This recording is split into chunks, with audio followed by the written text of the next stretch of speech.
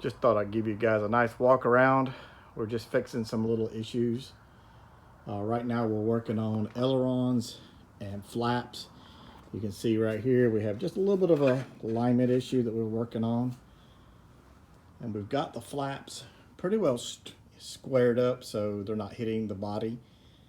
And then we've got all the tail section mounted up. And we're just going over everything. I've got the center hatch here. I got there, all this has been put in, molded. Of course, I've got my windshield on. And we're working on the hatch a little bit. So we're just working on a few odds and ends to get it squared up. But I thought I'd give you guys an update. It's pretty fun. I'm enjoying this project. I found these things at the hobby store. They're boots for model cars. And they're gonna look really good on this. It really makes it a nice scale look. But one of the things I wanted to show you is underneath here, somebody had cut a hole to put wires through for the lights. And my experience with fiberglass cars and boats and things like that, you never leave a cut like this, because this can vibrate and start cracking up into this area. So what I'm going to do is draw a circle, cut all that out and make it a round circle, make it stronger, and that'll allow me to bring my wire out and up into here to get my navigation lights. So we're just going to make me see what kind of circle we need. I wish they really hadn't cut so far back. It really makes it, I may have to make this a oblong, or as we say in the South, I may have to waller it out a little bit. Yeah. Really sucks when people do things that are stupid, because it costs so much time and effort to fix their mistakes. Yeah, I'm going to go to a bigger one. Yeah, I think what I'll do is just do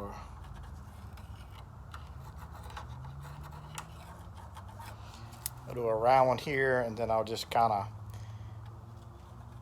pencil this in, kind of make it like I like to say like a key shape. I don't know what shape you'd call that. Steer a light bulb. I don't know. See, I guess you could have light bulbs there. I guess it kind of would look like a light bulb, wouldn't it? But yeah, it's something we need to do and get that clear. Just something we need to do and clean this up to prevent it from cracking.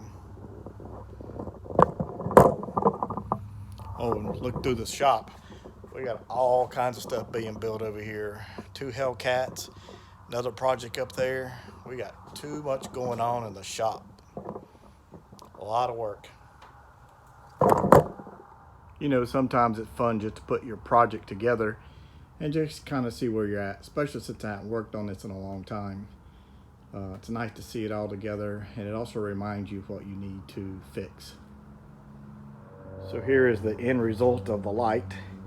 Now this light is a little bigger than scale, but I'm not going to compete with this airplane. It's more of a show airplane, so all the pretty lights and everything blinking in the afternoons are going to look really nice. And that's why it's just a little bit bigger than scale. It always amazes me how many clamps you have to use to put on one part. Pretty happy with it. There's a few little gaps here I'm going to have to fill, some Bondo, but it went on pretty good. Just another part to finishing up the wing and this whole entire airplane. It's just amazing how much work it takes to do the little details just to get a light put in. I got this great new tailwheel in the other day, and I got it from this company. I was watching another video on YouTube, and guy had a tailwheel, and it was very scale, and I had to have it. The original tailwheel's this. Had no fender, no anything, used a rubber band from here to here. And it would have worked great. I would have had to build a little hood, but it's a little bit hoaxy. So I was like, we can do better. So I ordered this tailwheel. It comes with a little hood, which is a very scale piece. It's a big part of this airplane because it hangs out the back and you can really see it. But it's got a little hood on it, and I was gonna have to make this little hood out of brass or something, Now I don't have to. I bought it, it works. The bad part is a scale airplane, this tube runs up and down, and you can see that on a real airplane. This design's a little different, and I thought about cutting this off, but it would be stronger leaving all of this, because all of this is solid in here. But there's some few other problems. He designed his tail wheel where this is where it rotates, and that's too low for me for what I've got here. So I need to get back up in here. So I'm having to, I took his piece of brass out, spring and everything, got to add a spacer, but I've got to come up in here where the original tail wheel was mounted. I've got to come up here with a piece of brass, put this up in here like this, and come up with a way to make a steering arm here, plus be able to put the spring and put this piece on and make everything look nice and neat. So that's where we're at, and I almost forgot to include it in the video, and then I thought, hey, ooh, man, I didn't gotta put this in the video. It's gonna be a big part of the airplane, and it's gonna look really good in scale. While the tail wheel sets up, I've been working on the fit and finish of the side force generators. In one of the videos I called this a fence, but the correct word is side force generators. Got that done. It's a big part of the scale. Got those glued on, and was doing fit and finish right in this area because you got to have the elevators go up, so I had to make a little clearance there. But those have turned out really nice. You can tell some of the scale details already in the molding, starting to look very nice. When you're modeling, you always need some good hardware, like these little train bolts.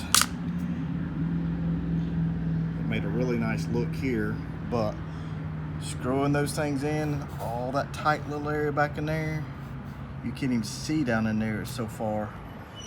It's not fun.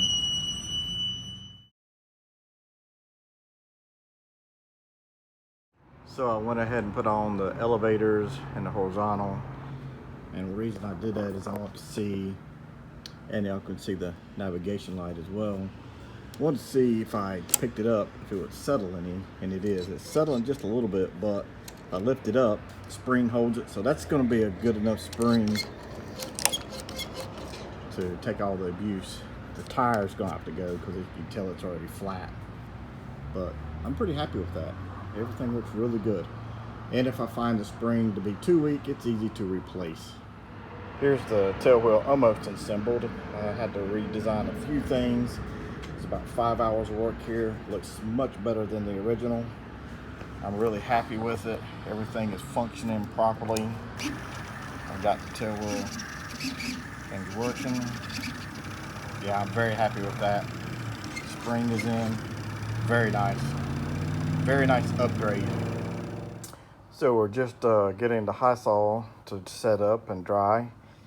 I had to remake this piece a little bit. It's angled just a little bit higher than I'd like, but to clear everything, I kind of had to do that. And then if I do that, when I did this, unfortunately, covered some of the hole, so I couldn't get this through, so I just had to cut the wire. Not a big deal. Got this plate in. That's for the rudder, the piece that goes down below. It just needed a little extra strength being that long. Probably didn't need to, but I like a strong airplane. Then some high saw on those. I had a little extra mixed up. So a little bit on the bottom. So that's very strong. So it should work out quite well. So we're coming along. Things are just happening here. And then over here, we got our new pipes in and installed. I test run the motor. Everything looks good. This is the prop we're going to be using on the airplane.